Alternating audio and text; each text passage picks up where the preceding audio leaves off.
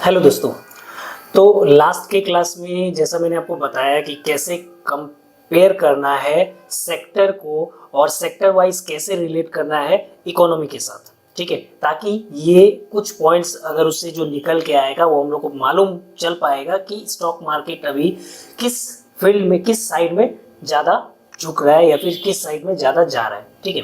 तो मैंने आपको वो कंपैरिजन करना वो रिलेट करना समझाया था कि किस तरह से आप रिलेट कर सकते हैं और क्या क्या डेटा आपको चाहिए, ठीक है। मैंने जैसे विकिपीडिया पे आपको बताया कि बहुत सारे सेक्टर्स है वो आपको देखना है, तो मैंने आपको बोला भी था कि आपका होमवर्क है तो वो आप लोग को करना है। तो अभी आज का क्लास जो है हमारा कि शेयर मार्केट में कितने प्रकार के कितने टाइप्स के रिस्क होते हैं जिसके वजह से शेयर मार्केट फ्लक्चुएट होता है। तो ये मॉड्यूल 2 का पहला क्लास है, ठीक है। तो आपको अभी से जो इकोनॉमी के बारे में जो हमारा मॉड्यूल था मॉड्यूल 1 वो लास्ट क्लास में ख़त्म हो गया था। इस मॉड्यूल में हम लोग डिस्कस करेंगे शेयर मार्केट के बेसिक्स कुछ बातें और जानेंगे सीखेंगे, ठीक है। जैसे रिस्क क्या होता है, कब मार्केट अप एंड डाउन होता है, कब हमें परचेज करना चाहिए, क्या क्या कॉस्ट होते हैं, हिडन कॉस्ट, ये सब बारे में इस मॉड्यूल में हम लोग बातें करेंगे। तो स्टार्ट करते हैं आज का क्लास जो कि है रिस्क कितने टाइप के रिस्क होते हैं स्टॉक मार्केट में, ठीक है। तो इसके लिए मैं लेके चलता हूँ आपको मेरे लैपटॉप स्क्रीन पे और समझाता हूँ कि कितने टाइप के रिस्क स्टॉक मार्केट में एग्जिस्ट करते हैं। तो जैसा कि आप लोग देख रहे हैं स्क्रीन पे कि types of risk in stock market, तो ये कुछ रिस्क मैंने आप लोग के लिए लिख के रखा है, मतलब पहले से मैंने नोट करके रखा है ताकि आप लोग को का वक्त जो टाइम जो है मैं ज़्यादा नहीं ले पाऊँ, मतलब ज़्यादा लॉन्ग वीडियो ना हो। तो इसमें से जैसे हम लोग देखते हैं कि शेयर मार्केट में इन्वेस्टमेंट करने के कितने टाइप रिस्क होते हैं। जैसे आप शेयर मार्केट का नाम लेते हैं तो आपके बहुत जो बड़े बुजुर्ग हैं या फिर जो जानते हैं या कुछ उनके बारे में मिथ्स है वो बात कहते हैं कि ये चीज़ नहीं करना चाहिए या इसमें पैसे बर्बाद होते हैं। लेकिन ऐसा क्यों कहते हैं?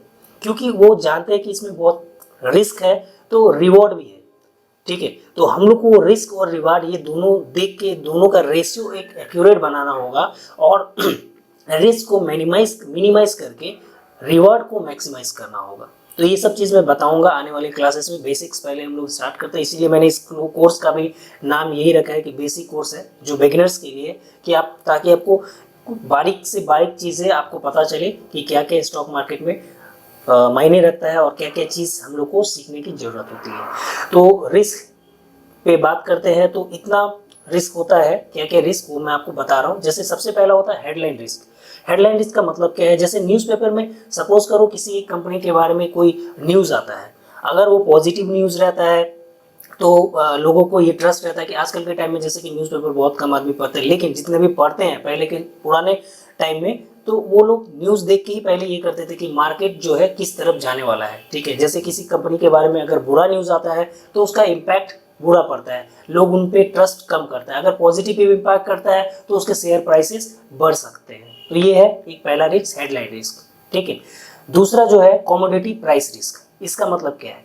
सपोज करो रिलायंस इंडस्ट्रीज जो है, मैं किसी कंपनी का मैं इसलिए नाम ले रहा हूँ, ठीक है।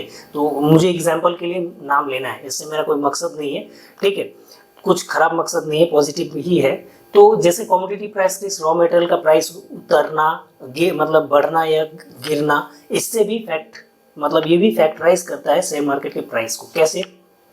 सपोज कर रॉ मटेरियल ने अपने जो उनका जो एक दाना होता है, प्लास्टिक का दाना जिसको हम लोग कह सकते हैं, वो उनका प्राइस अगर इंक्रीज कर देती है तो उनके सेल पे इफेक्ट पड़ेगा। सेल इफेक्ट करेगा तो ऑटोमेटिकली उसके जो है आपका इम्पैक्ट उसके प्रॉफिट पे आएगा। प्रॉफिट जैसे उसका क्वार्टरली पोस्ट होगा कम है तो वहाँ उनका शेयर प्राइस थोड़ा सा डाउन होगा। तो ये होता है कमोडिटी प्राइस रिस्क। अगर प्राइस बढ़ता है तो शेयर मार्केट के भी बढ़ने के चांसेस गिरने के चांसेस है, और प्राइस अगर ड्रॉप होता है तो उनका सेल बढ़ेगा तो ऑटोमेटिकली शेयर प्राइस इंक्रीज हो सकता है।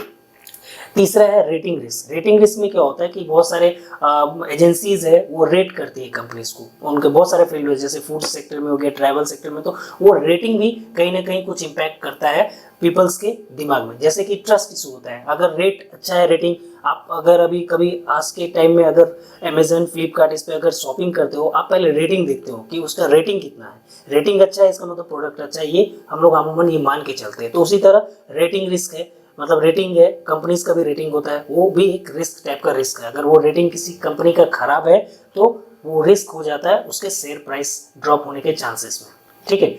उसके बाद है टेक्निकल और मैकेनिकल चेंज रिस्क। अभी सपोज करो वो कंपनी बहुत पुराना मेथड यूज कर रही है, टेक्निकली अभी बहुत अपग्रेड हो गया, लेकिन वो कंपनी जो है, जो कोई, मैं किसी कंपनी का बात कर रहा हूँ, सपोज करो जो टेक्निकली कुछ एडॉप्ट नहीं किया है, वो मशीन चलाती है लेकिन उस मशीन में वो टेक्निक का यूज ज़्यादा नहीं कर रही है, तो उससे क्या फर्क पड़ता है कि जो दूसरी कंपनी है उस टेक्निक्स को एडॉप्ट करके वो चला रही है, तो ऑब्वियस सी चीज़ है कि वो ज़्यादा इनकम करेंगी और उनका शेयर प्राइस इंक्रीज ऑब्वियस होगा। तो ये भी एक फैक्टर है जो टेक्निकल और मैकेनिकल चेंज रिस्क जो स्टॉक मार्केट में होता है।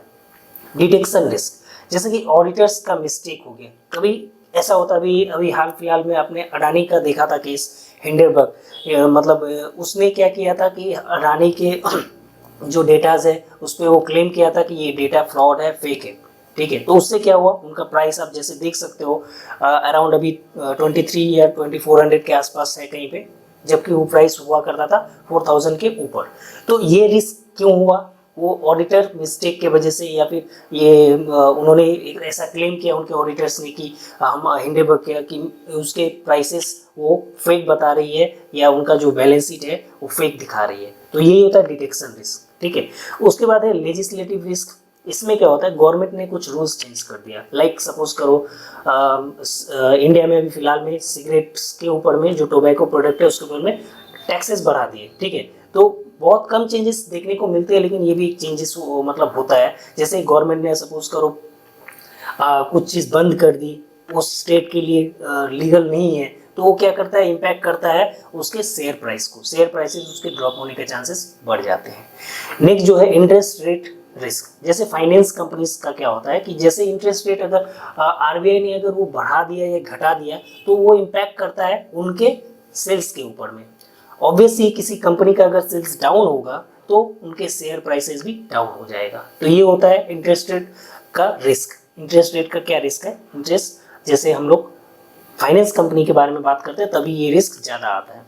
जो लास्ट रिस्क है मॉडल रिस्क।